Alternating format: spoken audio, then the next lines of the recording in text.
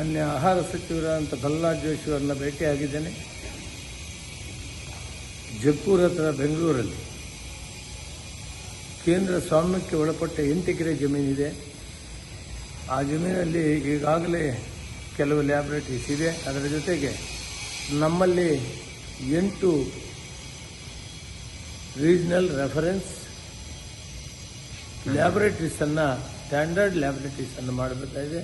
Regional reference standard ಲ್ಯಾಬೊರೇಟರೀಸನ್ನು ಅವು ಅಲ್ಲಿ ಜಮೀನವರಿಂದ ಅದನ್ನು ಅಲ್ಲಿ ಮಾಡಲಿಕ್ಕೆ ಅನುಮತಿಯನ್ನು ಕೇಳಿದ್ದೇನೆ.